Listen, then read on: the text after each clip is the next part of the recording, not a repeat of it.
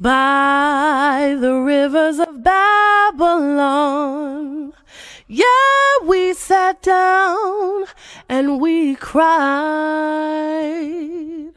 when we remembered Jerusalem. We were sick, Lord, near to dying. Oh,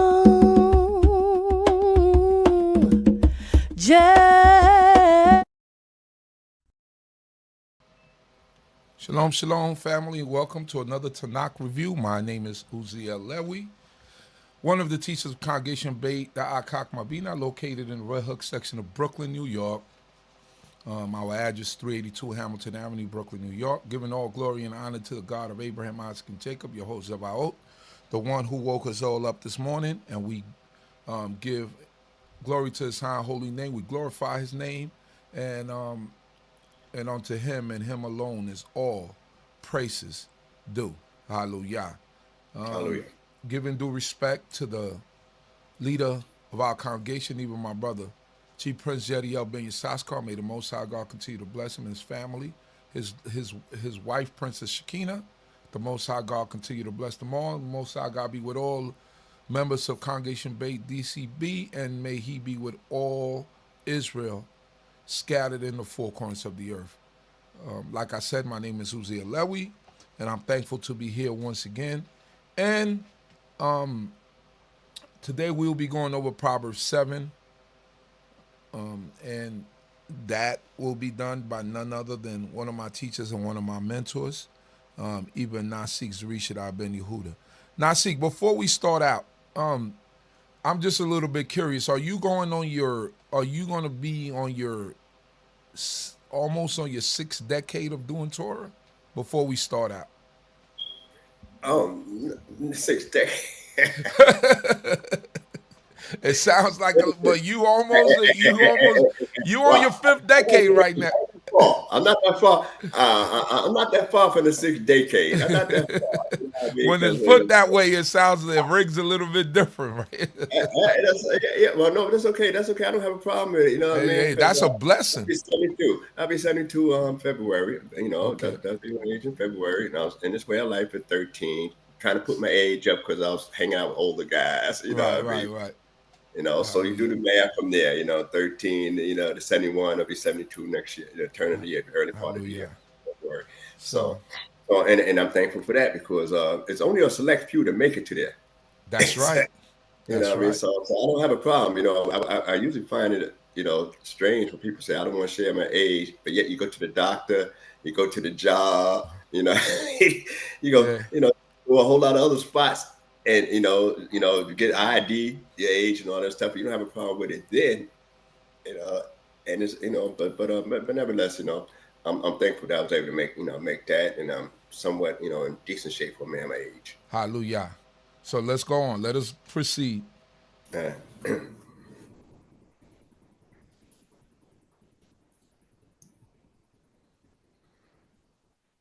It's on you, Prince. Okay. First of all, and I give praise to the Supreme Eternal Universe, God, my forefathers, God of Abraham, Isaac, and Jacob, and due respect to the platform on the D.C.B channel platform, spiritual leader, Chief Prince Yehudah Ben Yisrael, to the host Chief Uziel, to the Princess Chiefs, Kohanim, Rabbinate, visitors, brothers and sisters, Maureen, I greet you in the tongue of my forefathers, Shalom Aleichem, and the early Shabbat Shalom. And I'd like to start off with Adonai, Septai, Takofia, Gichi, Ateaka. Oh Lord, open down my lips and my mouth shall declare thy praise. I seen one comment that I was just going to address in reference to Esau honoring his father and then putting his feelings aside for his father. And they mentioned that it trespassed the Lord, because it made a trespass against the Lord because he wanted to kill Yaakov. A trespass is not, I just want to make that clear that what you think, God know you're going to think some weird things and it can be problematic, because it leads to certain things. Like I was saying, things start from a thought. Whatever the mind summons, the flesh manifested. So He thought that in his heart. Now, whether he was grumbling or not, how his mother, Rivkah, got told by somebody else what, he said in his heart, it's one thing. But he not only didn't do it, we don't read where he actually pursued it. I know a lot of people give us a different interpretation later on when he's returned back with the 400 men. But he didn't pursue that. And he's not a young man, at that time when Yaakov come back. So when Yaakov come back, he's not a young man. He was going for 20 years. I'm aware of the different rabbinic views, that he might have left home at 63 and studied at the school of Ava. But, for the platform I'm on, for the most people that usually deal with text, I try to stick with text as much as possible because, some people may not, go along with it, may not accept the rabbinic views because that's our views, and as it says. But what I would say is that they both buried their father together. So when it says Jacob and Esau buried their father Isaac, mind you, he died at 180. Both of these guys are 60 years younger, so that makes them both 120 years old. While they're burying their father Isaac, 120 years old. So they both passed the half-century mark. And Esau said, when his father died, he going to slay his brother Yaakov. That wasn't the case. And also, Yaakov's name is meant, the order of the names. You got to look at the order of the names that's mentioned there. So with that, we think a lot of things in life. And when we think about a lot of things in life, is the Creator condemns us when we act upon it. I mean, for even the first violation, seeing that in the garden, seeing that the fruit was good for food, pleasant to the eyes, and desirous to make one wise. Okay, all those attributes that was enumerated is true. It's good for food, and everything. To create a plant, a garden, a garden usually has a beauty to it. So it's definitely going to be pleasant to the sight.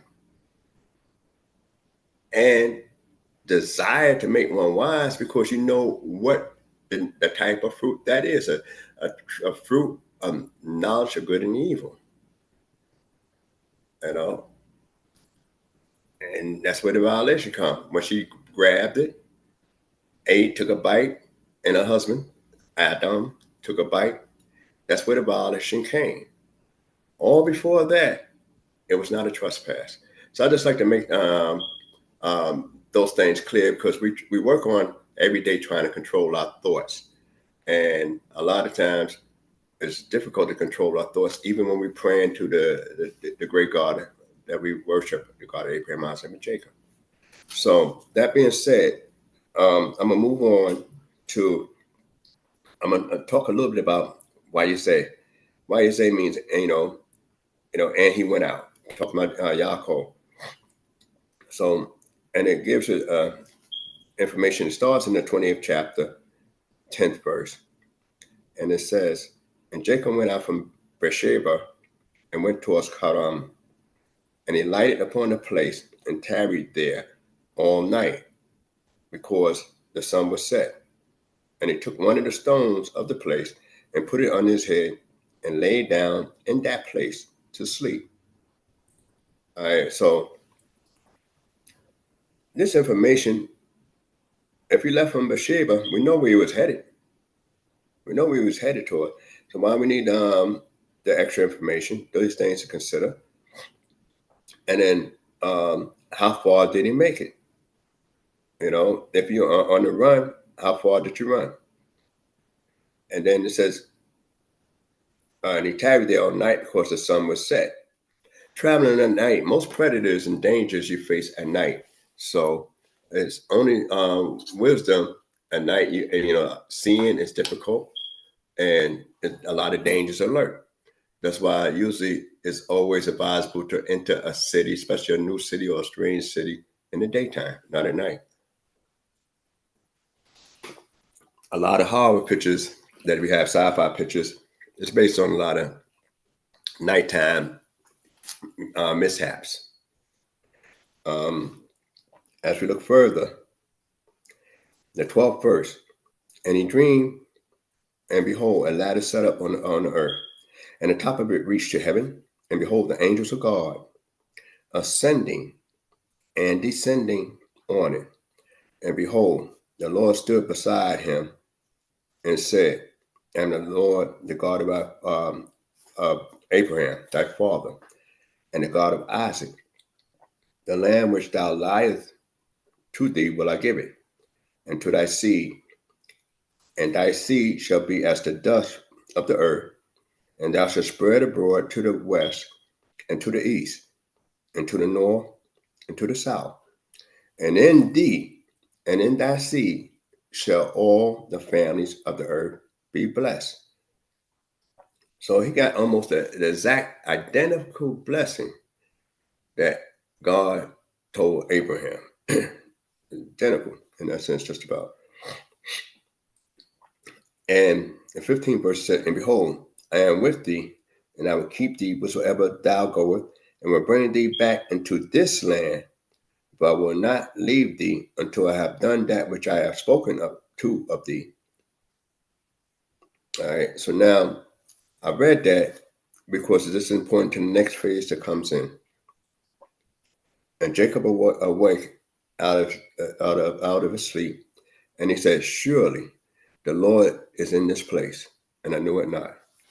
So this is one of the first encounter Yaakov had ever encountered from the Creator, on the run, getting ready to leave the land of Israel. But he's the first patriarch that actually, the only patriarch that actually had a dream.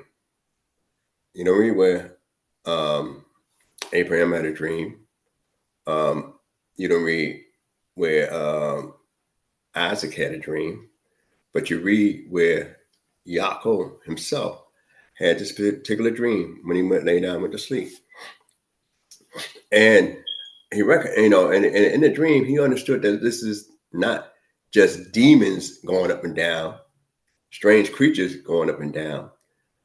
It don't even describe what the angelic beings or these beings actually look like, what was their form. But yet, some of the things that strike the mind is that the angels of the Lord and God was besides Yaakov.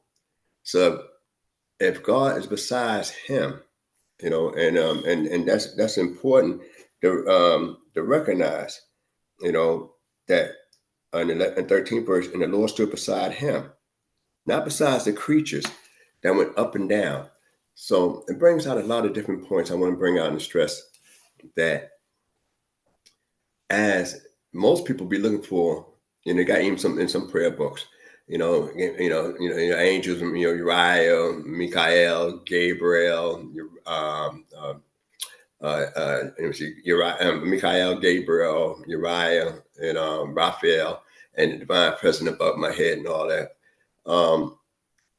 The thing here, what we see is that in the prayer book, which, most groups people I'm around don't usually use that particular prayer because we want the Creator. Just like Moses, when God said, I'm going to send an angel before them after the sending the golden calf, Moses said, look, if you don't go, then, we're not going to leave. We don't want an angel. We want you. So Yaakov got this assurance that the Creator is going to travel with him. There's very few people. We mostly have to go with God in our life. We mostly have to travel with the Creator in our life. But here it is, the God of his fathers, Abraham and Isaac, said, I'm going to be with you, and I'm going to stay with you, and bring you back. So, and I'm not going to leave you until I accomplish that which I promised. So that is what they had this song. They say, blessed assurance, blessed assurance. Well, that's a strong blessed assurance when we look at in reference to this statement here. Now, another thing I like to point out, which I often point out in the past, is that this is the only dream in Scripture that we don't have the Scripture itself, the Tanakh, giving us an interpretation thereof.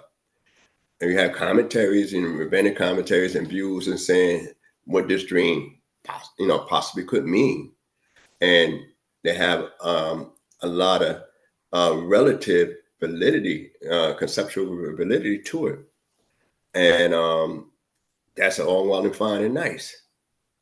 But whether it means exactly what they say, we don't know. This dream was left like that on record. And you say, well, why is it left like that without any explanation? And you could go a lot of ways and interpret it. But it says the angels was ascending and descending. If you're an angel, and why do you need to climb a ladder? To go up or come down. Why do you need to climb a ladder? And a ladder is usually to mark your steps and keep you steady. So the purpose of a ladder itself, why would that be even mentioned in there? And then if Yaakov was laying down, then how high did the ladder extend when he said it was up in heaven?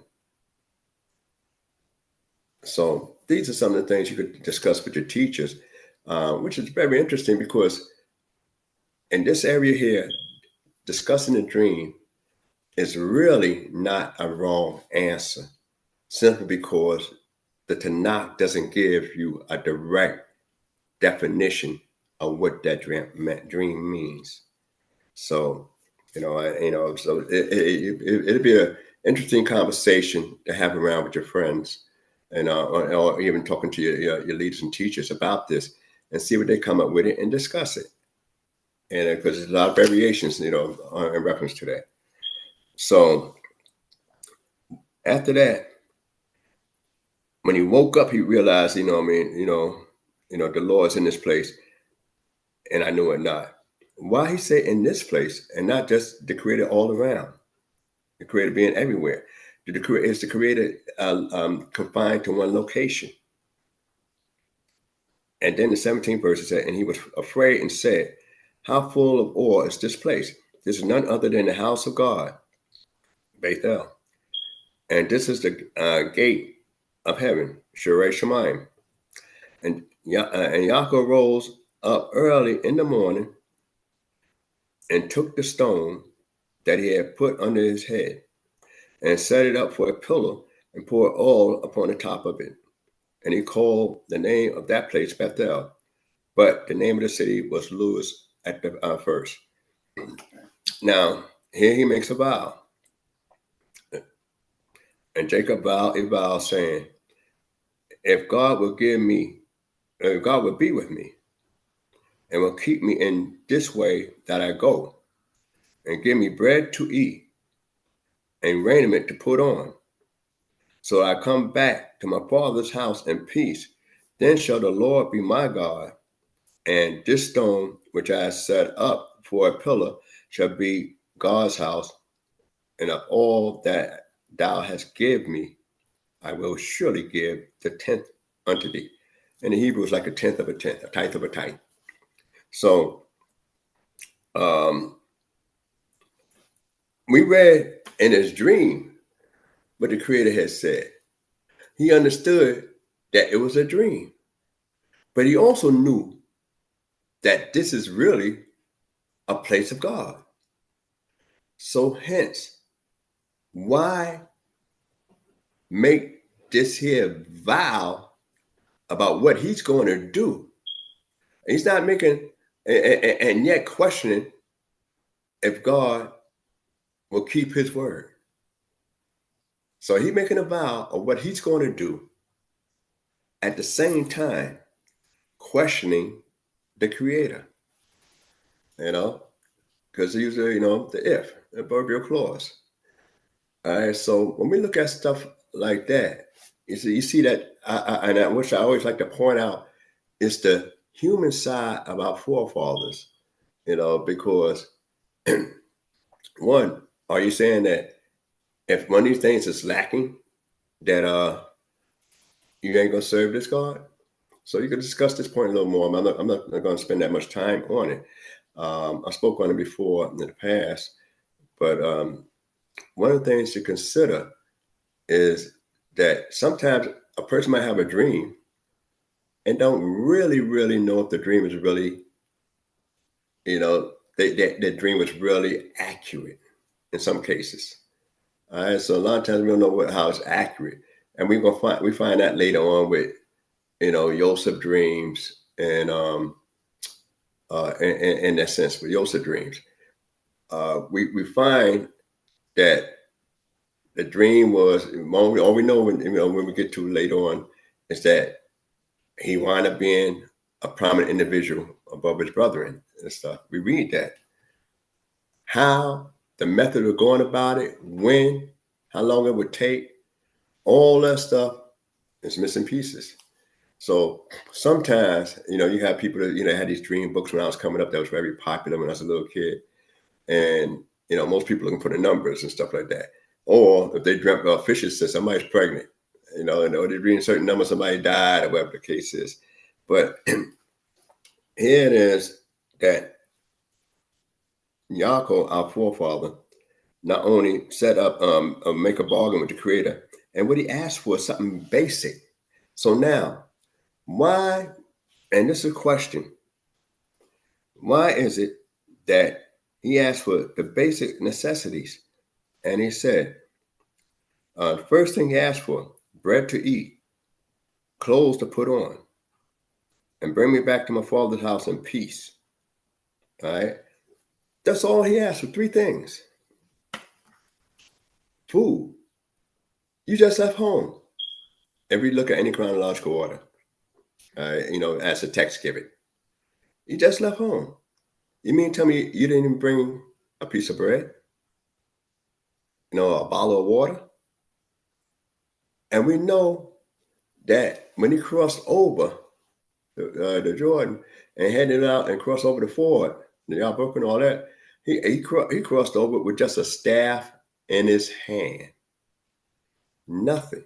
So now we're going to look at some scenarios here and say, how did this man actually leave home with the blessing of his father and the presence of his mother and father, knowing where he going, knowing to get a wife, and Rivkah know how the servant was sent for her, and he leaves empty-handed with nothing. He leaving on foot at that, even on at that note, on foot, not even with a camel or a donkey to ride. He's on foot. No servants accompanying him, on foot. So there's a lot of midrash behind that, but just consider that they know they sending them to Laban. Rebecca, she knows her brother. She knows her brother. Know the kind of guy he is. And yet, Yaakov has nothing. So now we know when he gets there and everything like that, he meets his beloved at the well. And when he gets to the well,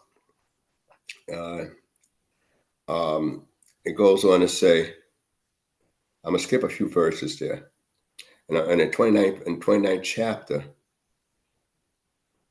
as a matter of fact, this first time you talk about that he's going to give a tenth of it, but we know that Abraham gave a tenth of all he had to Melchizedek, the king of Salem. So when we go further down in 29th chapter, 4th verse, it said,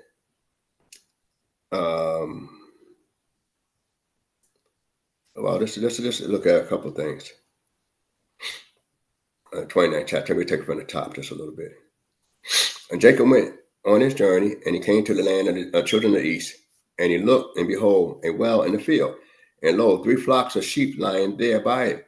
For out of that well that watered the flock, and the stone upon the well's mouth was great. And thither was all the flocks gathered, and they rolled the stone from the well's mouth, and watered the sheep, and put the stone back over the well's mouth in its place, just to make sure the well don't get poisoned, dirty, in nomadic areas. That's essential. And also nobody hog up the water from the well. And Jacob said unto them, my brethren, whence are ye? And they said, of Haran are we.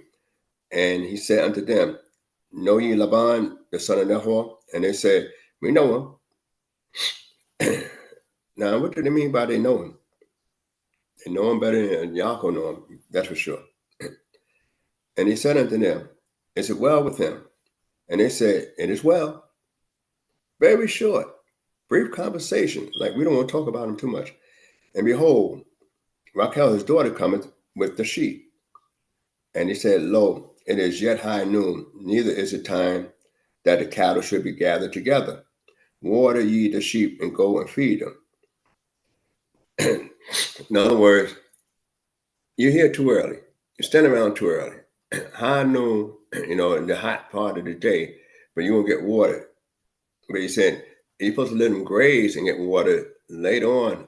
One of the things you learn about, I learned anyway, about sheep, that you could give them too much water. They'll drink water until they actually or over drink themselves. And that's anybody that deal with sheep and shepherding and sheep flocks like that, that they normally draw water for them. They don't like to drink from a stream because they're kind of timid. So they usually don't drink from a stream. That's why I usually draw water for them. And also that you got to monitor how much water they are allowed to drink. So that'd be some interesting information to look up. And they said, we cannot until all the flocks be gathered together, and they rolled the stone from the well's mouth. Then we watered the sheep.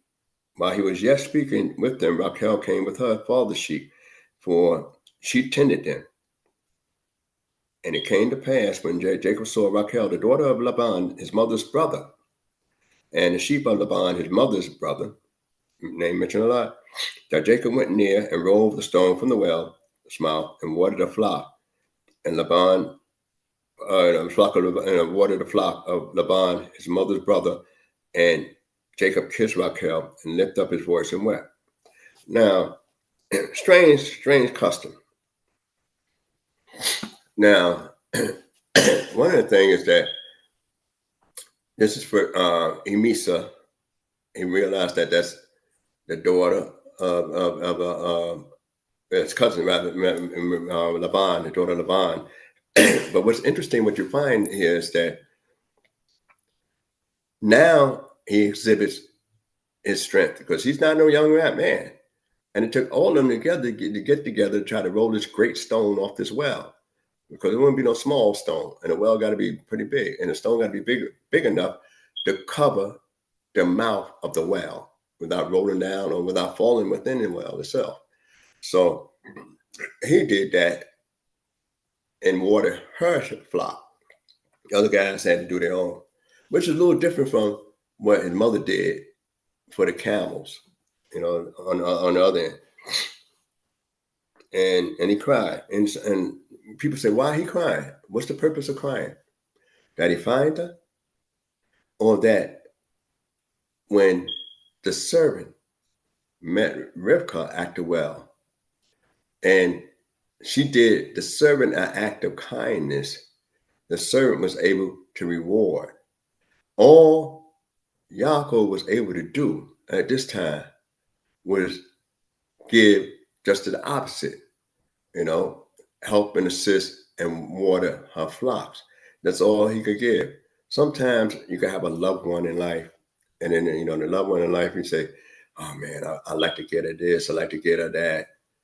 and or vice versa. You might like to get him this, you might like to get him that. But most times, it's the man will feel more anxiety when you see the woman of your life, and you say, "Man, I wish I could present her with this, present her with that." Most men, and I say men, always enjoy giving the love of their life whatever she desires. So here it is that Yaakov at this time has nothing to offer. He has shown an act of kindness and service to by watering a sheep. The water he didn't own, the sheep he didn't own, but he did own his resolve and integrity and strength. And that's what he owned. And that's all he was able to give. And he didn't feel that was enough. So that's one view, but you could discuss it, further with that. We know that what you call had two daughters. Laban had two daughters when he came. But I just want to bring out the first meeting of Laban. I'm not going to touch on the whole story, even though it's kind of might seem kind of short. But as we go further, and it says, after he watered the sheep, let me skip down here.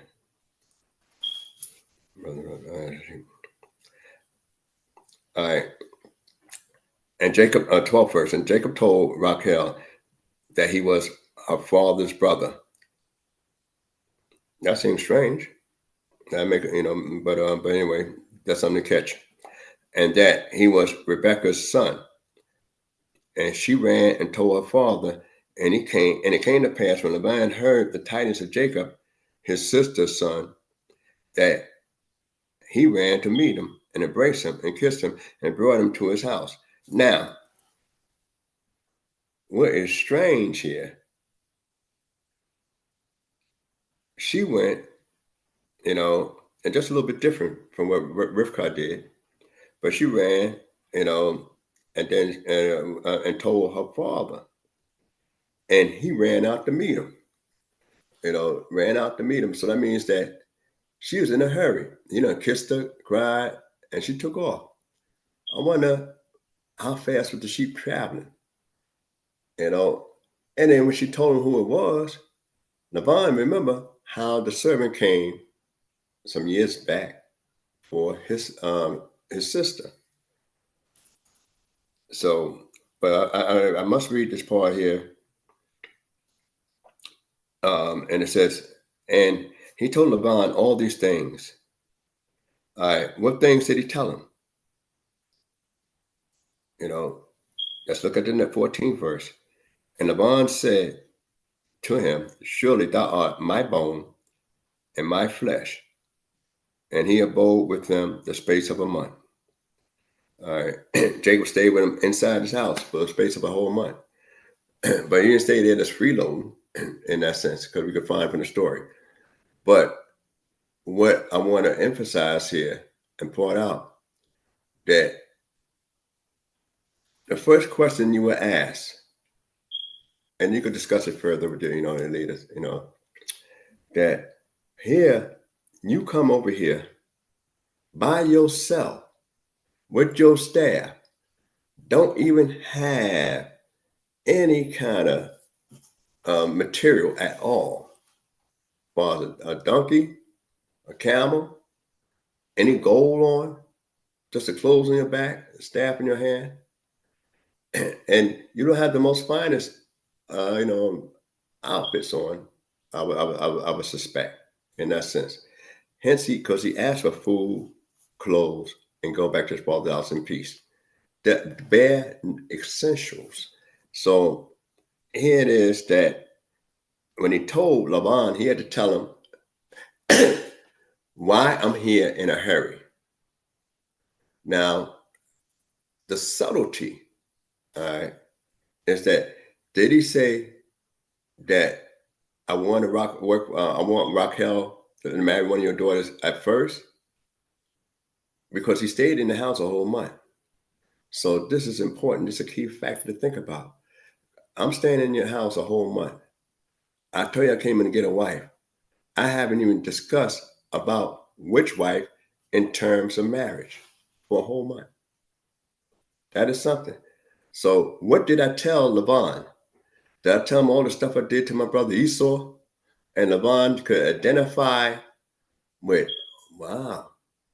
Now I know this kid is a chip off the old block because he got some of my traits. Because I'm known. The people in the neighborhood know I ain't nobody to mess with. The people in the neighborhood know I'm nobody to mess with. So he really seemed like a good protege. Got some of my gene pool. I'm just throwing this out there.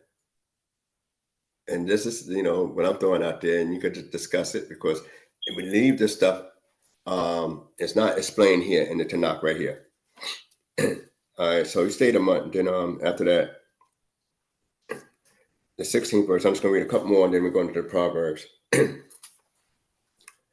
Now, Laban had 2 daughters. The name of the elder was Leah, and the name of the younger was Rachel. And Leah's eyes were weak, but Rachel was a beautiful form, and fair to look upon. And Jacob loved Rachel, and he said, I will serve thee 7 years for Rachel, thy younger daughter. And he specifies the younger daughter. And Laban said, it is better that I give her to thee, than that I should give her to another man. Abide with me. All right. So we know he put the switcheroo and everything. I'm not going to speak on that much, but Jacob never charged Laban for lying. That's why the question was asked later on.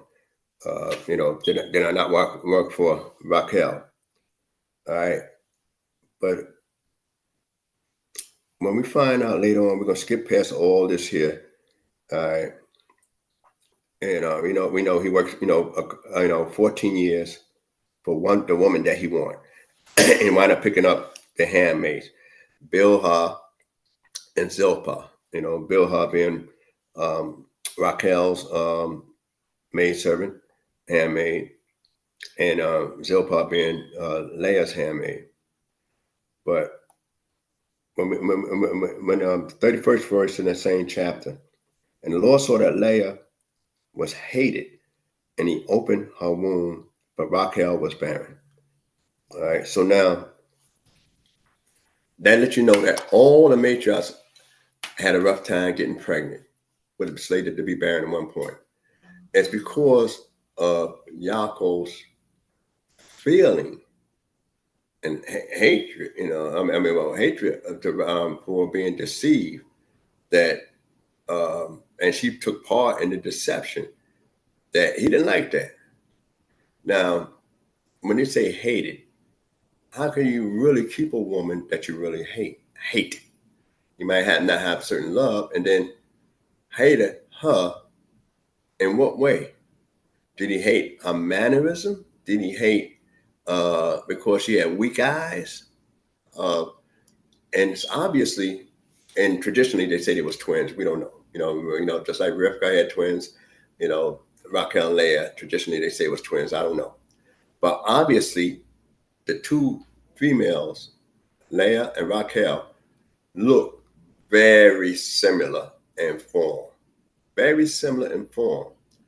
And also, if it couldn't have been much, we used to have a saying, pillow talk, or talking. Why is it that you only find out in the morning when she have heavy veil on? All right. So they had to be similar in height, similar in form. And if you talk to somebody, just like Isaac said, the voice, is Jacob. So the voice is Jacob. Though, he thought it was Esau, but it said the voice is different. No one has the exact same voice.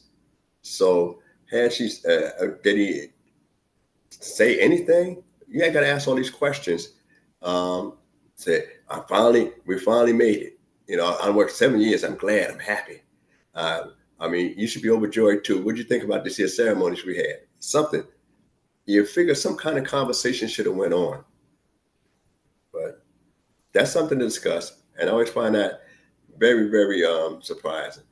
And then, but he could possibly hate, like I said before, that she remind him of what he did in the darkness of a tent when his father's eyes were dim and he betrayed to be somebody else and had an outfit on that didn't belong to him.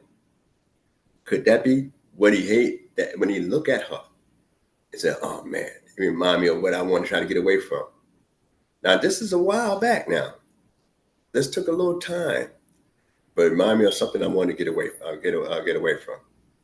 So this is some of the things you could discuss, and we know she had the sons, Reuben, and they always had this big thing about Reuben because when he dealt with Leah at the time, he truly believed he was dealing with Raquel.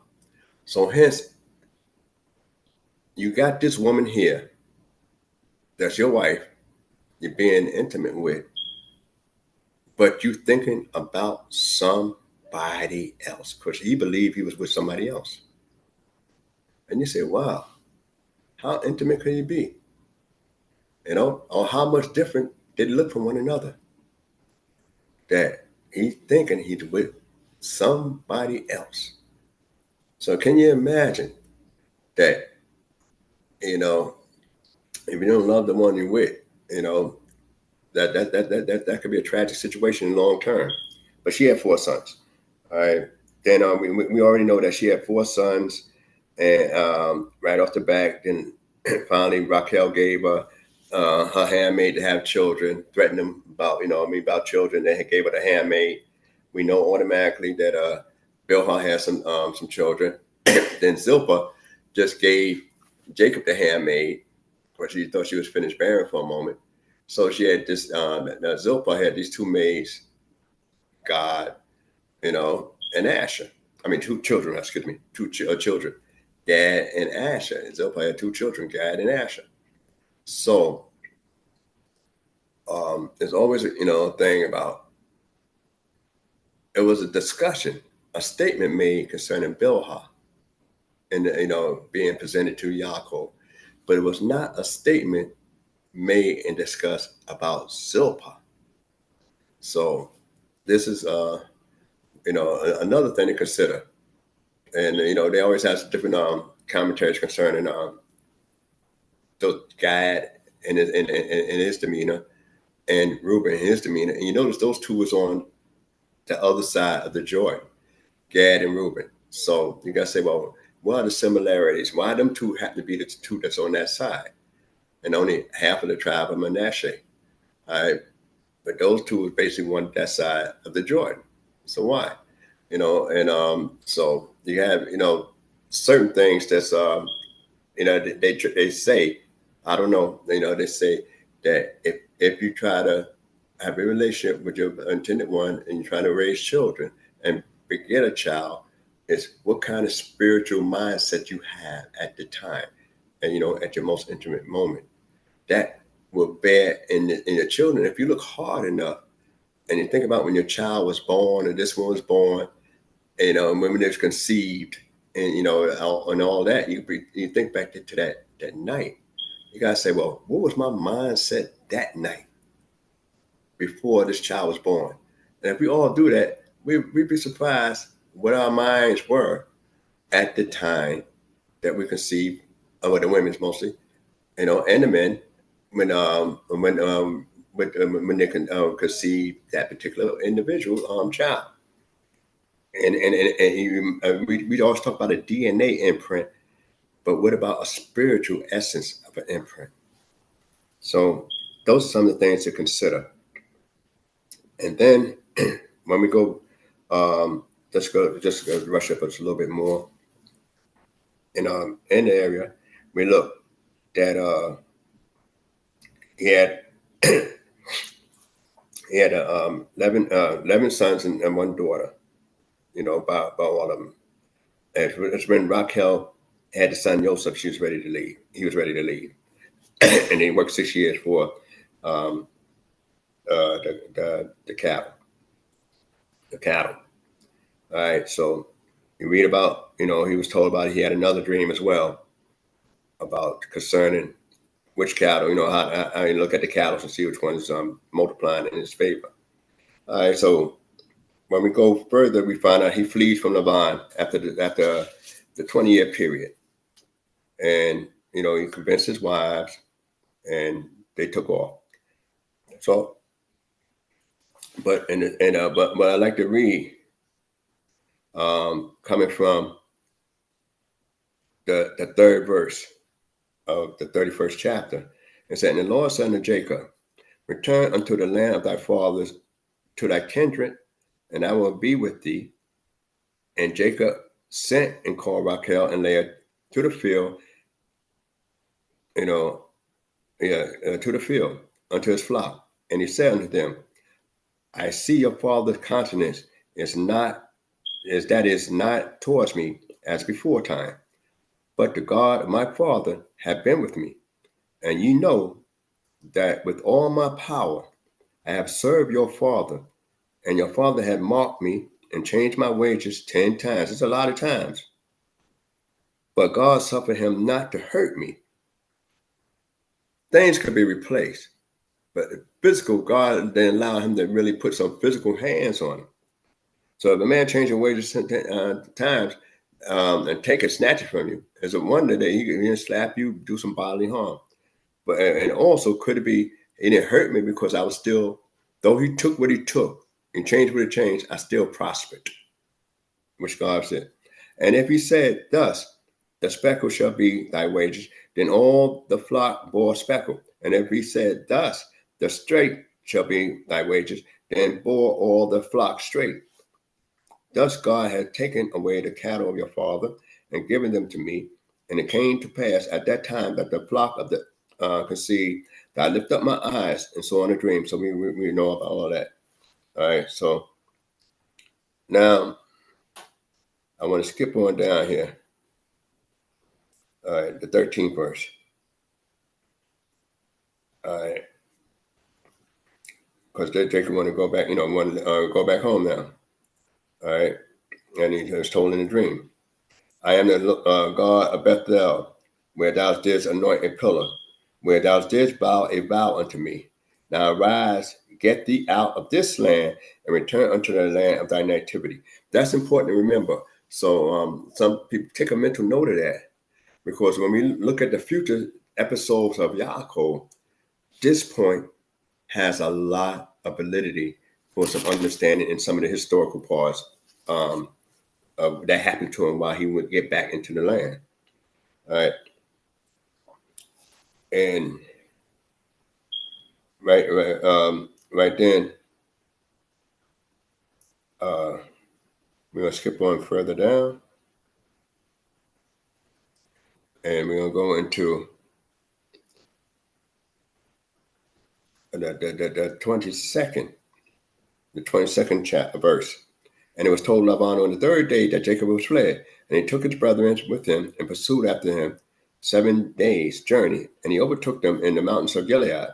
And God came to Laban, the Aramean, in a dream of the night. And he said unto him, take heed to thyself, that thou speak not to Jacob neither either good or bad. And Laban came up with Jacob. And Laban came up with Jacob. Now Jacob had pitched his tent in the mountain, and Laban with his brethren pitched in the mountain of Gilead. And Laban said to Jacob, what hast thou done, that thou hast outwitted me, and carried away my daughters, as though captives of the sword? Wherefore didst thou flee secretly, and outwitted me, and didst not tell me, that I might have sent thee away with myrrh, with song, with tabret, and harp, and didst not suffer me to kiss my sons, my daughters? Now hast thou done foolishly. It is in the power of my hand to do you hurt. But the God of your father spoke unto me yesternight, saying, take heed to thyself, that thou speak not to Jacob either good or bad. And now thou art surely gone, because thou so long after thy father's house? Wherefore hast thou stolen my gods? All right. So it's a lot going on in this verse. I'm not going to break them down, long, because it'll take too long before we get into the Proverbs. But one of the things is that Laban is really saying, I could have did something really good for you. I mean, I was taking you under my wing. But you gone and you left, and then talk about my sons. This is similar to if a man gave us a servant a wife. So it's an ancient law that when the Creator made it more humane later on, in our book, and when we deal with the Exodus 21st chapter, we talk about Hebrew servants. But nevertheless, Laban recognized, because we know that one of his daughters, Rachel, stole the idols, and we know that when they stole the idols, it's like being the heir. So you wonder, how did Laban know that was Jacob's God, and not his God, since he was pursuing for God, So it's a lot of stuff to go on right there, to discuss. But I'm not going to speak on it now. I'm just going to skip on over to the very last part of this here particular portion. We know that they made a pact, and Laban they swore, each one swore by their gods and called it a different spot. A thing. It says 48th verse. It says, and Laban said, "This heap is a witness between me and thee this day." Therefore was the name of the place called Galilee and Mizpah, for he said, "The Lord watched between me and thee when we are absent from one another. If thou shalt afflict my daughters, and if thou shalt take wives besides my daughters, no man being with us, see, God is witness betwixt me and thee." And Laban said to Jacob, "Behold, this heap, behold, the pillar, and which I have set up between me and thee. This heap be witness, and the pillar be witness. And I will not pass over this heap to thee, that thou shalt not pass over this heap and this pillar unto me for harm." In other words, I ain't coming back to try to hurt you up later on after things cool down, and you won't come over here trying to harm me. All right, this is an important thing too, because then we get the story and part legend of Bilhah. And it says, and Jacob offered a sacrifice in the mountain and called his brethren to eat, and they did eat bread and tarried all night in the mountain. Now, what brethren is he talking about at that time? That's something to discuss. All right, and then departed, and when they wait. But on the way out, it says, and second verse of the 32nd chapter, and Jacob went on his way, and the angels of God met him. And Jacob said, when he saw them, "This is God's camp." And he called the name of that place Machanaim. So Jacob was around a bunch of angels all the time. Now, what they was doing, and he encountered that camp. So was it the angels changing ships, going up and down the ladder? Other ones say, "This is my boundary line," and the other one, saying, "Well, I take it from here." And then how do you get two camps? Machanaim is a pair of camps, equal. Like a hand, left and the right hand, your dime, anything that has that kind of iron ending, like, a pair of hands or two is raglayim, eyes, osnaim, feet, raglayim, so those are dualism. That means you have a pair. And so it was a camp there. And, but each one had a slight different function. So we're going to go straight into the Proverbs. And I know I left a lot there to be discussed. So hopefully, take some of those points and go back over it, because some of that is very relative to when Yaakov get back in the land. So we'll be taking it from the 7th Proverbs, which is basically about 27 verses. And interesting, still the writer himself speaking as a father to a son and showing him what the pitfalls are. So, and this is very important here. Let's get all this wisdom, understanding. We're in the book of Proverbs, chapter 7. 1 second here. Proverbs, chapter 7, starting from verse 1. Hallelujah. Hallelujah. B'nai Shemor Amare umis otai tispon itak. My son, keep my words and lay up my commandments with thee. Keep my commandments and live, and my teaching as the apple of thy eye. Okay. Okay. Go ahead. All right. So right then and there, all right, we was talking about before the commandments of a father and the teachings of a mother, but also the father can't leave all the teaching to the mother. You know, the father had to teach certain things as well.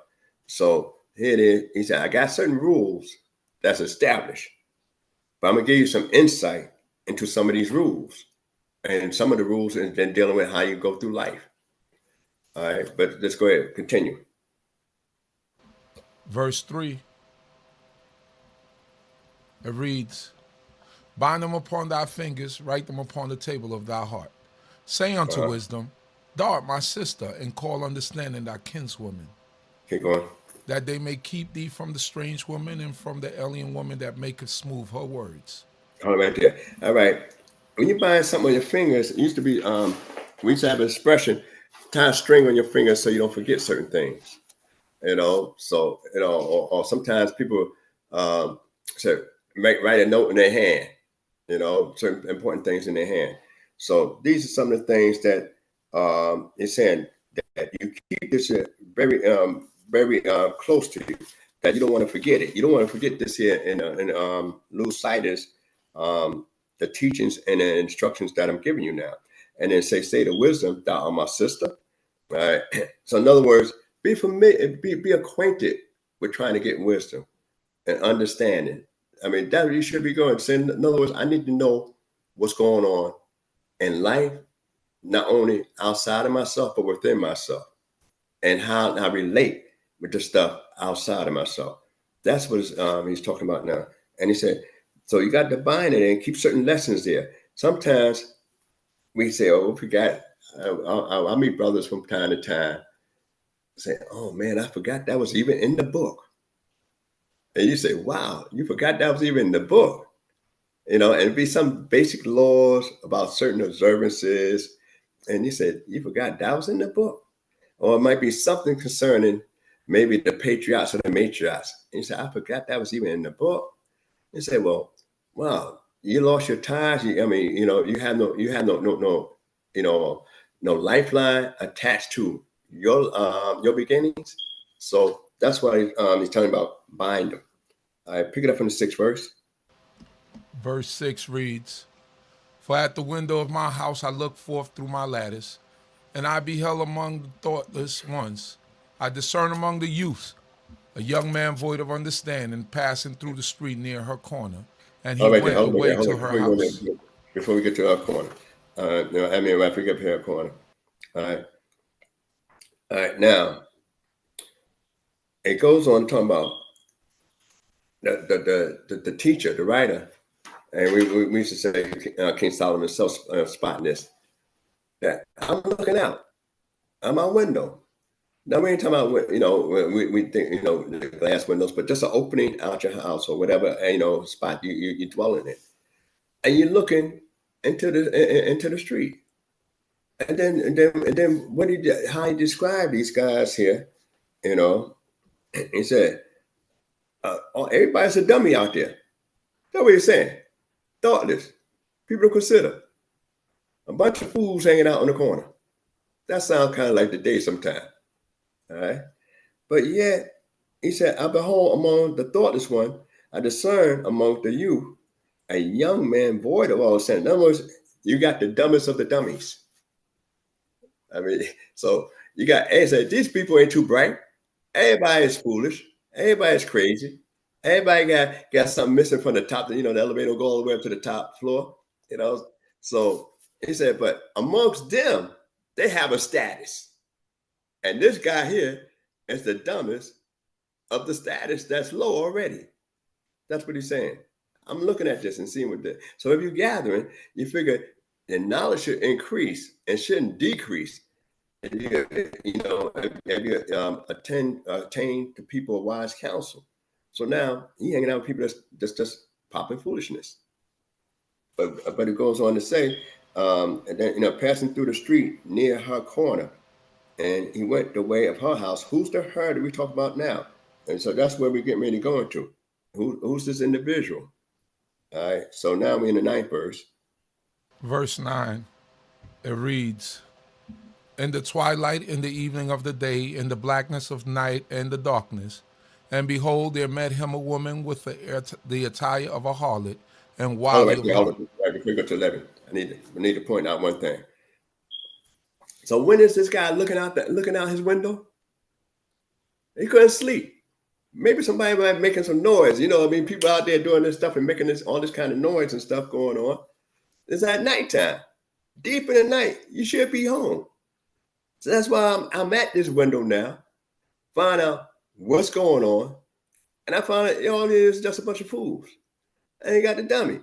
And like I said, like predators come out at night, you should find safety at night. Y'all can leave his place. And when he get night and the sunset, he rests and stop the rest of his head. So here it is that we find now that these guys, and especially in the summertime, you see a lot of people hanging out at night. In a place like New York and different major cities, they're just sitting out there. You say, well, don't you got to go to work? Don't you got a home to go to? Don't you have children to attend to? Don't you have better things to do? But you're just hanging out at night.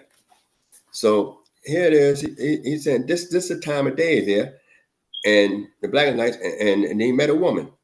Now, what this woman doing out at night? So now you got a bunch of youth, young, strong, strapping guys out there and doing whatever they're doing, but they recognize whatever the writer recognizes that they're foolish, they're dumb. They have a lot of folly going on. And then here this woman's out there. Now what's she doing out there with all these guys out there? All right. So now in 11th, and it said, and she dressed in the attire of a harlot and wildly of heart. That means right then and there that she looked like the business she's trying to portray. And people say, well, what's the attire of a harlot? Every time zone have their fashion. Every time zone. So what might be the attire of a harlot today might be a little different from days past. See, a lot of times we think of a attire of a harlot as just a girl, where a dress is so short you can see the promised land. That's one aspect, of an attire of a harlot. But in ancient times, it could be a woman, she's dressed long, but she got the chiffon where it slings against her body. Where it's almost like it's glued on.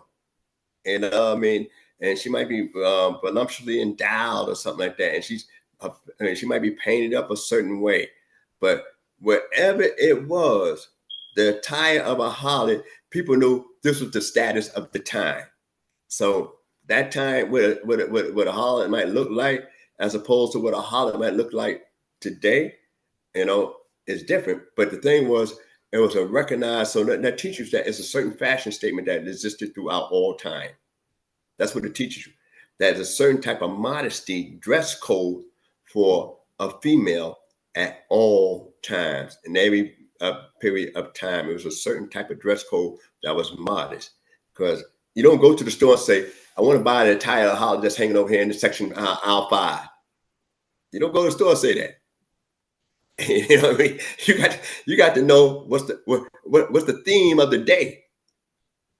Just like cops saying this the color of the day, or you go to Goodwill and they say this the color of the day, then you got to know what the theme of the day is.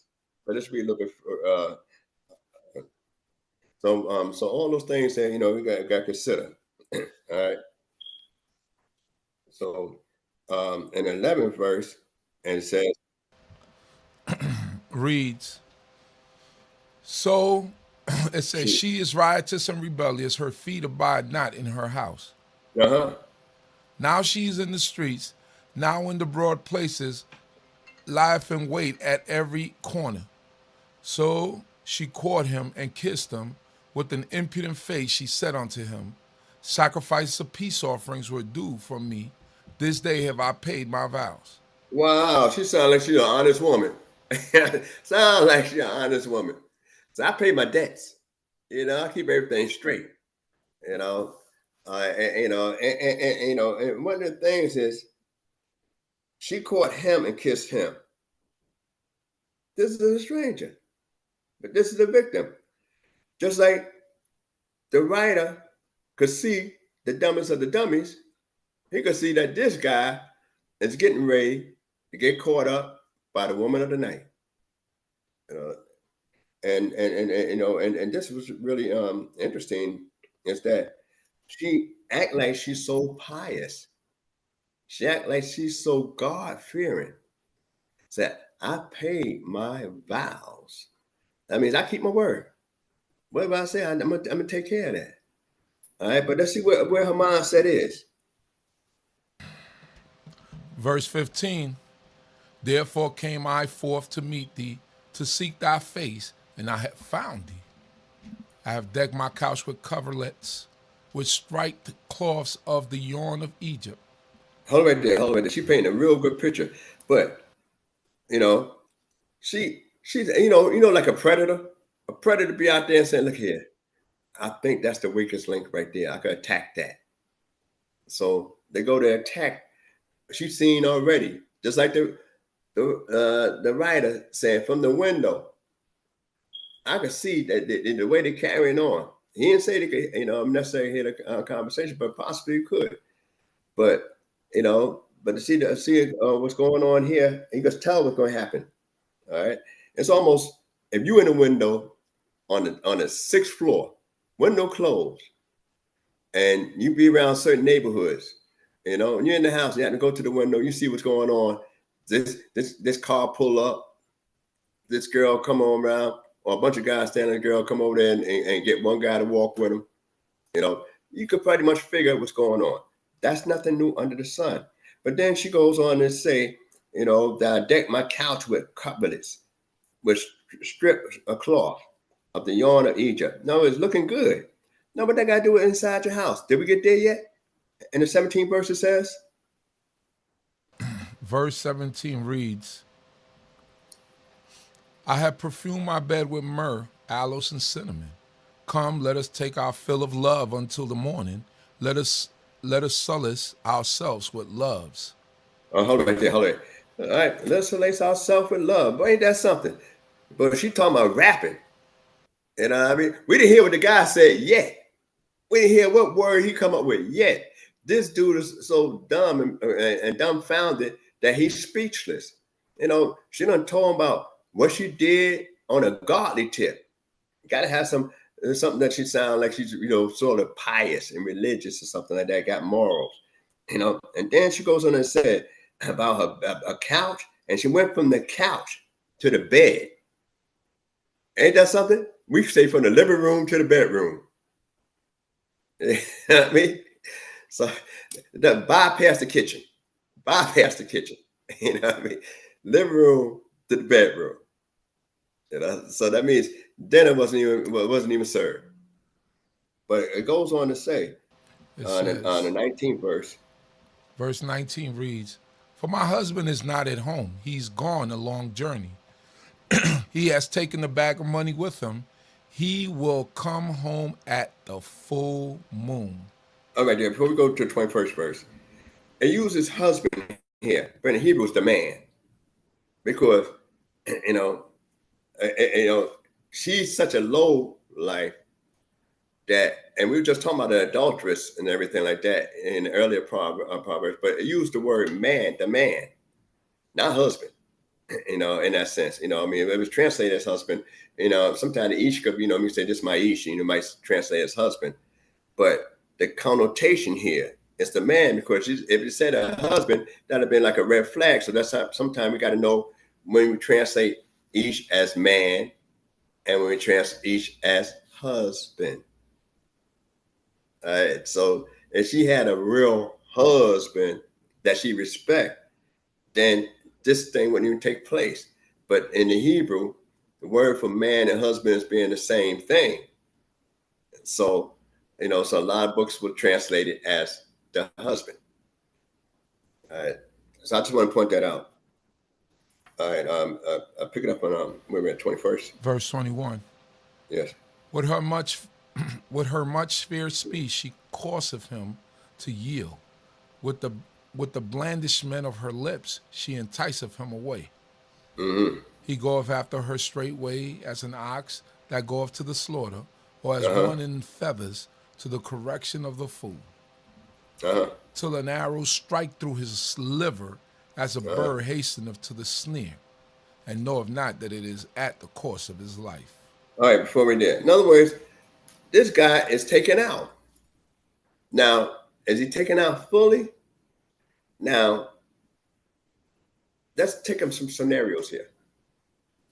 You know, if you can commit a homicide, all right, you know what I mean, or you can commit a homicide, most times you say, okay, I'm gonna keep it out in the street. But then in this case, and she's that devious, she got that guy inside her house, all right, and she's just that vile that and I'm just taking to the extreme that when she slayed him there, rape, but she didn't set this guy up, and he tried to rape me. All right, so now he's in her house, the man ain't there, and this guy got in the house, and there had to be some real serious diligent inquisition to find out anything else, but we don't, so the writer, don't necessarily know that this guy gonna be slain, being either, seeing the actual, because then he's supposed to try to intercept it if it's gonna be a life and death situation. But you could lose and become your life in a situation where we read earlier that a man, will not regard ransom, because jealousy is the rage of a man. He will not regard ransom, though you giveth him many gifts. So when it talks about adultery, that'll be one area, where the writer is saying, yeah, he went around wherever she went, probably to her house. But one way or another, he gonna die or become close to death. So now here it describes how serious this situation can be. If the woman gave me a scenario about the man is not home and he gonna be there for a whole month. So now you forget about any fear of being caught by man. So you go inside of a situation, and next thing you know, she is like the Black Widow spider, gonna slay the guy, and she could justify it by saying he forced himself upon me. We don't know. All right, but anyway, this is some of the things that are repercussions, which from the Lady of the Night. All right, so let's pick it up there, and it says he know not that it is for the course of his life. All right, and we know what a snare does. 24th verse, 3 more verses there. Verse 24 reads, Now therefore, ye children, hearken unto me and attend to the words of my mouth. Let not thy heart decline to her ways, go not astray in her paths. For she has cast down many wounded, yea, a mighty host are all in her slain. Her house is the way to the netherworld, going down to the chambers of death. Hallelujah. Hallelujah. Yeah, see, one of the things is about when we read this here, Proverbs 7, and it's one of the few Proverbs that really come strong about the woman that's a lady of the night and a harlot of the night. So you learn a lot about what could be considered a harlot of the night and how guys get entrapped. And you know, it's about the men being entrapped and not so much the woman being entrapped in the situation. And usually in our law is when a man entices a maid, a virgin. She has no experience, so you can mesmerize her. But when a woman that's been around other men for a period of time, then, it's almost like they say, I think in the New Testament, could do the dance of the Shalom, do the dance of the 7 veils. Say, okay, that's it. What do you want? What do you want? And so this is one of the things to caution us in life as we go forward, especially the young men, because most of the young guys today, if you're healthy, decent job, no children, then you're a mark not only for the young lady, but you become a mark for the older ladies. And it depends on how well you're groomed up to recognize that this is wife material, or this is, detrimental to life material. So this is one of the things we got to learn from that. And the only way you're going to learn from that is study Torah and have more of a laudable commitment to this way of life, and what the Creator wants you to do in life. Right? Everybody that is not fortunate enough to have God walk with them.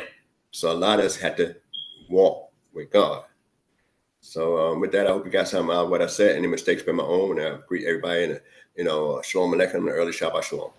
Hey, Nasik, before you go, so in reading this, would you say that this is more of a prelude for, or a reiteration of how you could get caught out there committing adultery?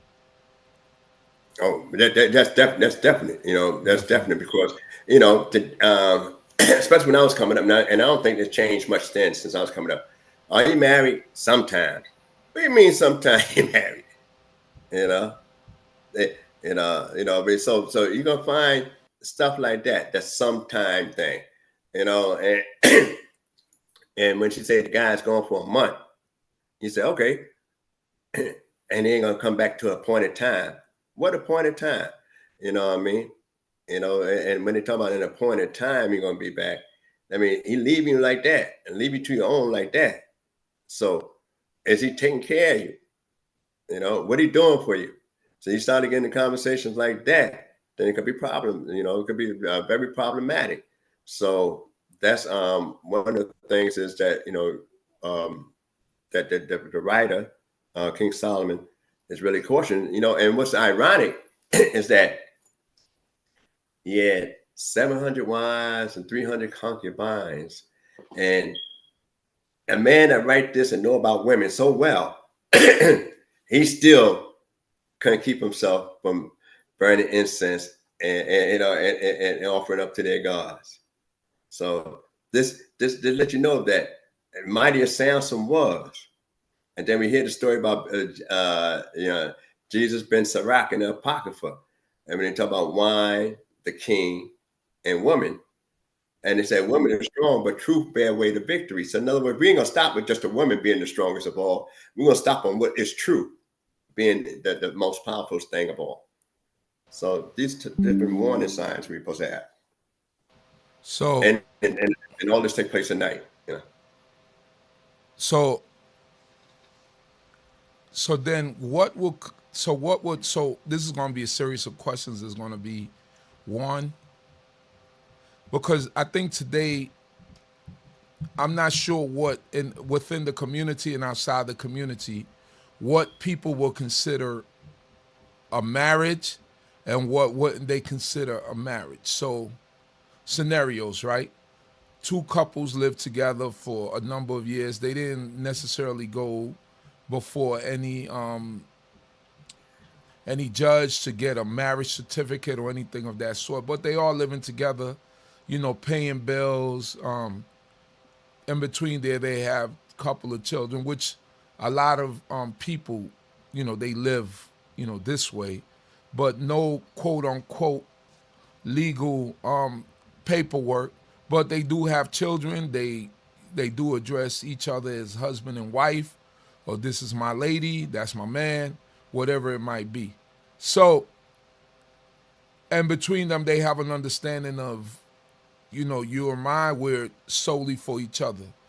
So, at any point, can, let's say that perhaps the young lady just leave that relationship and say, well, I was never married with him, quote unquote, on paper, but we have, we do have history, we have children, and we have all that. Is that a legal, in your opinion, is that a legal out for her, or is she has to go through stipulations of getting a bill of divorce written for her? Now, see, that's because of, captivity is a bad situation for most of us, that we find a moral ethics involved, because Now you got the laws of the land that's dominating, and then you try to exercise the laws of Tanakh. And usually, when you in captivity, other than murder, other than worshiping a strange god, and what was the third one? It was the third one. Murder, worshiping a strange god, and adultery. Adultery. Those three things there. No matter what situation you're in, you're supposed to maintain that. Now, if and it's often so in this society here because it costs so much, to get divorced when you do go through a divorce, and everything like that. Marriage paper might only cost a couple of dollars and stuff like that, but the divorce gonna cost you a lot more. Depends on the time and investments in there and the mental stress and everything else involved. But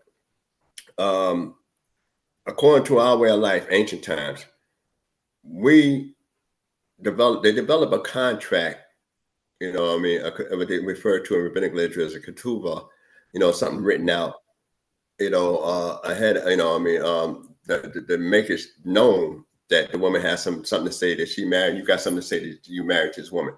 But in the early parts of the patriarchal times, we know that Sarah was Abraham's wife. Did T.Y. give him a contract or not? We don't know. When Rivka was sent off to be a wife, on her travel, who wrote up the contract? When she got there. And Laban said, "Look here, as we just read today, that the daughters, the wives, and the children are his." So, but he agreed that they could be a wife. But is it a contract? So it's a really a thing. If a woman could, normally under normal circumstance in the ancient world, once a woman lived with a guy, because you either from your father's house or to your man's house, period. In captivity, you might be the one with the house because that's the way they try to do, especially with people of color. You might be the one with the house, and he may not be the one that could, afford the house, but he's doing everything else he can, as a man, allowed to do in this dispensation in this area here. So if a woman just get up and leave like that, then it had to be it's a moral and ethic issue as well, because then you had to really discuss it and say, well, what was the parameters that you got together?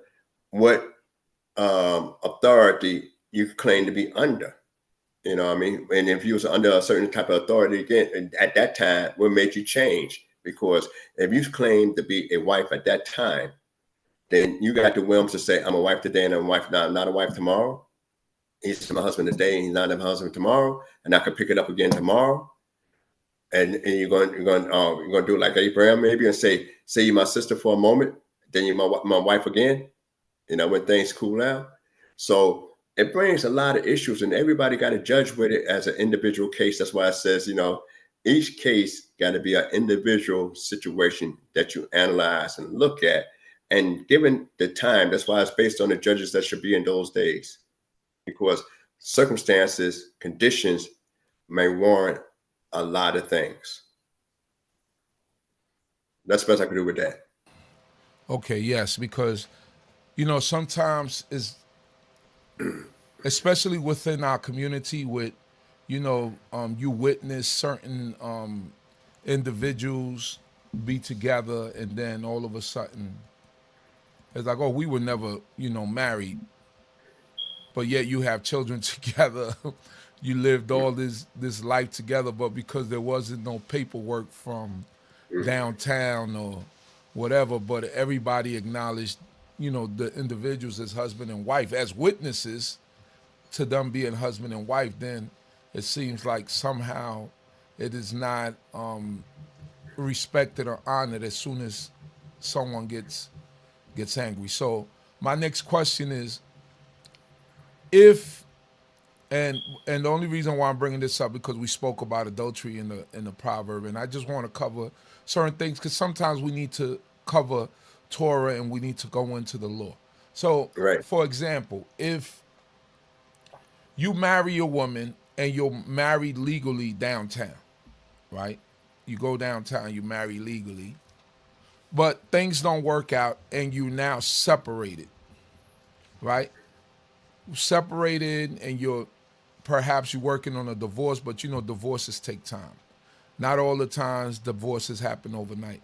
In the That's for period sure. of time that you're separated, or already acknowledging and knowing that you're not getting back together with this individual, at any time of that separation, can the woman move on and No, start no, with no, another no. husband Well, before the legal not. paperwork? Yeah, I understand this thing carefully. Right. Not in a moral sense, and I say in moral sense based on Torah. That's number one. All right. All right. Now that's why Yehudah was getting ready to burn up Tamar. I mean, she's separate. She's back home in the father's house, but you belong to this household now. And another thing about that is that when when you talk about a separation, all right, that don't mean that you just separate body wise, but you bind by the paper. Unfortunately, in most states in America, adultery is not considered a thing where you could charge a woman with adultery and you're legally married. You're still legally married. But in most states, like in the state of Florida, state of New York, and in a couple, quite a few states, there's only a very few states where you could charge the woman with adultery in in a court of law. But that's different states. You might have to Google it up, But I know Florida is not one of them, and I know New York is not one of them where you could charge them with adultery. So, and I know about cases where actual Orthodox Jewish guy, rabbi, I'm not sure if he's a rabbi or not, but got pictures, snapshots, and that didn't mean anything. He just had to go through the process of divorce. He said, the relationship is over with, but that don't mean nothing. And that's tragic, because now you're saying what is godly and what is legal. And sometimes what becomes legal may not always be godly. And that's what we run into when you're in society here, where it be somewhat altruistic as opposed to thinking about what the laws of Torah actually about. So we have to balance the society we in, what governs us, and who have authority over us in certain areas, and what is the godly approach to this. And that would make it so difficult for anybody to judge cases from a Torah base today, in that sense. Now, in the state of Israel, it's a different thing. In Arab countries, if you're Muslim, it's a different thing. All right. But in America, in most places where you have like a socialist Western or societies. yes, yeah, it's every man's guess. So what advice would you have for individuals, men and women, that might be going through separation, and what would you say is the proper way to move on? What would you leave them, being an elder and someone that's been through life? What would be your advice to I think specifically women, because it's a little bit more harder for them to just move on like that. But what would be your advice to women who plan to move on and are going through a separation at this moment? How should they go about it? Well, actually, in this society, it's easier for the woman to move on than for the guy to move on. In this society, I know what you mean in terms of that, but I mean within our structure as being Israel and living within this community and this way of life. That's what I'm talking about. Okay. Well, they have amongst rabbinic circles, and I have to say amongst rabbinic circles, which basically was us in the beginning, and then now you got more people dominating. That's maybe a little different, but you could do the history research that if a man divorced a woman, strictly, that's still in a situation in the paperwork today. It's still in the paperwork today, that the man supposed to maintain a certain type of upkeep even after he divorced her, because everything would go to him. So he had to maintain, she's have an upkeep, a place to stay and be able to eat and stuff like that, even if he divorced her. But that only exists in the state of Israel now, because in like a place like America, where, and I know I went through stuff like that, is that it doesn't hold that, because now all the monetary and financial stuff is done in a civil court in America, and that's the law of the land. So the biblical concept, or rabbinic concept, don't supersede that over here. But in the state of Israel, you're only getting married by a rabbi, an imam, or a reverend. And you get divorced by those same guys, either by the imam, the rabbi, or the reverend. And whatever codes they got in there, and in the Muslim countries, that's it. There's no civil laws dealing with that. So when you have, in a society right here, that's why I say it makes it easier for the female, to move on than pretty much the guy, because most times he the one that had to take the step. Where in ancient times, the woman was sent back to family members, period. Like when we read the book of Ruth, after it's told to go back to the family. We read about Tamar, go back to your family. All right. So, but was she taken with her? So that's why it was the safeguard. So those things was inserted to safeguard a woman, especially when you're going through war times and everything like that. There, what you're gonna have, how she can support. Okay, so let's touch a little bit of the Sidra. Why do you feel that a lot of teachers do not, as we've seen in the past Sidra, that what began to happen to our father Jacob, in terms of Laban putting Leah in the tent and him waking up to see the deception? So why do you feel like a lot of teachers do not like to say, or don't like to teach the fact that the deception was done to Jacob because of what he did to his father? Why do you think that is? Actually, it's a mischaracter of justice, godly justice. And I would say that openly, and that in the sense that it's on tape, you got me saying that. So it's a mischaracter of godly justice, because evil or something that's done corruptly and wrong is wrong no matter who does it. And it's measure for measure. You held accountable by how you hold other people accountable. So the thing was that everything, we could trace everything that happened in his life. Every single thing that happened in Jacob's life that was negative is based on actually what he actually did coming up before his name was changed to Israel. And even then, he still had another thing that's coming in the next, in the next Sidra or so. But it's not even finished yet. That's why he said, he had more trouble than his fathers in them, because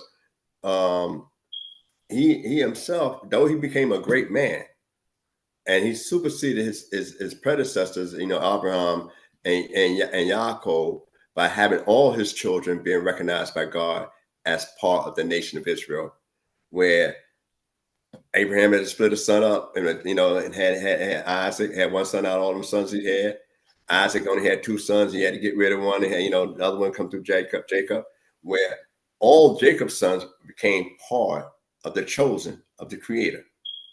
So when we look at that, and interesting enough that all the sons of Jacob that he had in the Sidra just read, only none of them he named that was in the land of Assyria.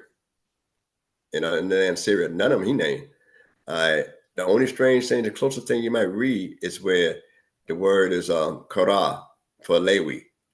Say he called him Lewi. We don't know, it's a lot of speculation, but that's the only one where that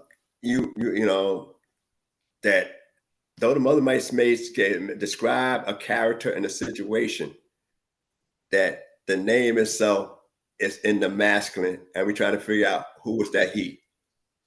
Because we know he named Benjamin, but as a consolation, name, he named Benjamin. So that's interesting. But everything he did, whether the deceptions, he had on somebody's clothes, she had on somebody's clothes. All right, it was, and the father couldn't see, his eyes dim, so he's in the dark. She got a veil on and in the dark. All right, the word game that he used with his father, Laban said, "Hey, it's not better that I give it to you and anybody else. Abide with me." He didn't say after that, that's it. I know what you want, but ain't what I said. You know what I mean? And that's why he said, "Did I not work for Raquel?" That's why the question was. And that's why earlier he said for the younger daughter, did he not know the custom of the land? That's why he specified the younger daughter. Right. So you do believe that the everything happened to him because everything happened to him because of what he did with his father Isaac. Yeah. So then there was another question that I had. Oh man, it was right at not only did Isaac, but he did Esau too. Right. Because when we get to the thing about Dinah, when they meet Esau, where is Dinah? Where is she? You got all 11 sons being presented, but no daughter. Do you think that also the reason why you think that he held a bit of resentment towards Leah also because Leah was part of the, I mean, it's like you said, his mother told him to go in there and be his brother, and it's no coincidence that Laban had to tell Leah, go in there and act like Raquel. I mean, obviously she, if he's getting into the, he could have a kind of resentment towards her, like, why didn't you tell me that you were Leah and you came here and you laid with me? You knew that I worked for your sister. What you think about that? That he might have had a bit of resentment towards Leah. There's a lot of midrash on that, but I don't want to go into midrash when I'm talking like that. All right. Well, I'm gonna stay inside the neighborhood. I'm gonna stay in the neighborhood. All right. But one midrash that was specified, and also different books too, Yasha and them, is that which base midrash is based on too, is that the twins, that Leah and Raquel was twins. The older twin for the older brother, the younger twin for the younger brother. All right. But also, just like Esau got married first, and he followed what his father did. Also, in that part of the world, you marry off your older daughter first, because if you marry off your younger ones and stuff like that, you're gonna be stuck with her for a moment. So the first thing is priority. Get her married first. That's why Jacob specified that. And Leah was slated, and they say her eyes was tender and weak because she cried so much because she's gonna be married to Esau and everything like that. So and she wanted to be married to Jacob. And as we look late in this particular Sidra, YAH, that Leah's focus was on having a husband. Raquel's focus was on having children.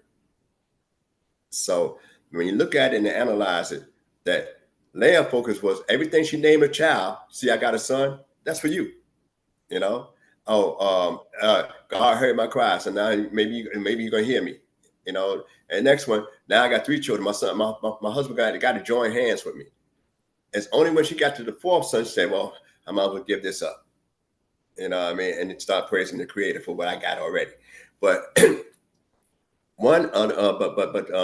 that's the midrash that said that they was twins. They was identical twins, just like Jacob and Esau was identical twins, and that she was supposed to marry Esau, and she didn't want to marry Esau. That's why she cried so much. And the only blemish she had that we read about physically was she had weak eye. The way you describe it is weak eye. 10 eyes mean weak because she might have squinted or cried a lot, whatever the case was.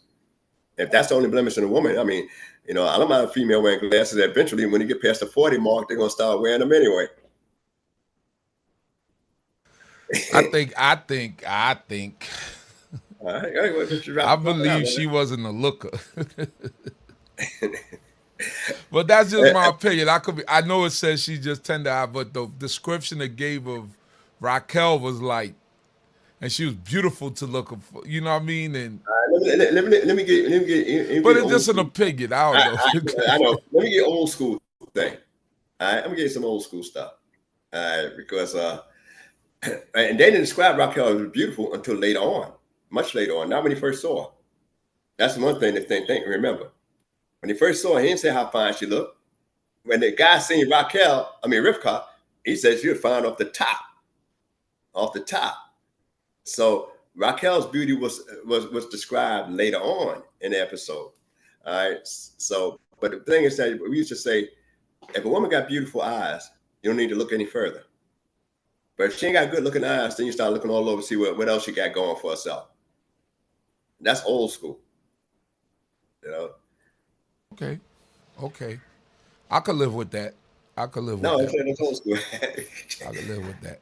No, it makes sense. I mean, we have discussions about this stuff all the time, but it never gets old because, as you taught me, that every time you go back to Genesis, you learn something new, right? So when we go back and we open up these discussions and we begin to build on it, you always get something new. It's like I was discussing with Chief Meku yesterday, and I was giving him, I said, my opinion is that when Yehudah found that the mandrakes, he was no older than 6 or 7. Reuben, 6 or 7. I say he couldn't have been any older than that.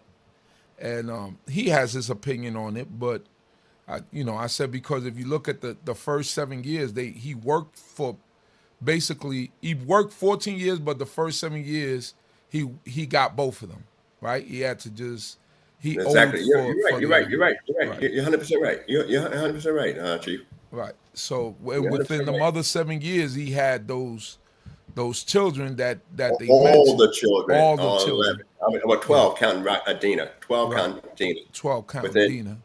Yeah, but so it was rapid fire. It was rapid fire. Right. It was basically and basically Leah was pregnant every year. You know what I mean? She was basically pregnant every year. Yeah, so you got rapid fire. So, he was having them. You're 100% right. I mean, that's undeniable statement there. So, and my explanation was children were different back then. As I could remember, as 6 and 7 year old in Panama, cutting grass, cleaning the yard, picking stuff. Like you were fully like working. You were able body. It wasn't like a 5 and 6 year old.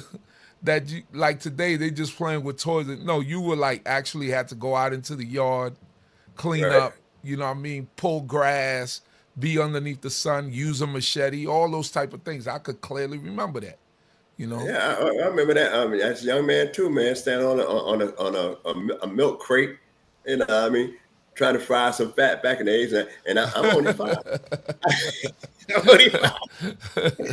on a hot plate, electric hot plate too. So I'm only 5, up in Harlem. So, right. So it's a thing. I'm from the baby boomer era, as they would say. So you had to learn a lot of stuff. You did a lot of stuff, firsthand. So, and back then, if you're in the field, you're gonna learn a lot of stuff firsthand early, because one, it's easier for you to start to learn how to do this than let you go and just run rampant and they got to watch you. So they got to watch you try and learn some work. And most kids, when they see their parents doing something, they want to try to get involved and do it anyway. They emulate it. Until it become a chore. Hallelujah. So thank you once again, Nasik, for your insight and for building and allowing us to pick your brain with certain things. It's important. I say to the people, it's important to, as it says, like sit at the feet of your teachers, because from there you will gain great knowledge, and they expound on things that you might need at the time and might help your brain to grow and more so your understanding to grow. And it's never too much to ask, because teachers are here for that, to pass on knowledge. And a great teacher always wants their students to be better. So that's for sure. Yeah, they always want their students. That's why I don't worry about you, disagreeing, because maybe you got some insight I didn't see. You have some insight I didn't see, so maybe I got to learn some stuff there. Hallelujah. So thank you once again, Crown Prince, Nasik, and may the Most High God bless you. All right, same all of us. Shalom. Shalom, shalom. Let's get knowledge, wisdom, understanding. We'll do our standing. All praises to the Most High, His laws and commandments. The CHOKMAH BINAH here to push it through your speakers. Judgment, truth, and love should be coming from the leaders. Yeah, knowledge, wisdom, understanding. We'll do our standing. All praises to the Most High, His laws and commandments. The CHOKMAH BINAH here to push it through your speakers. Judgment, truth, and love should be coming from the leaders. Yeah.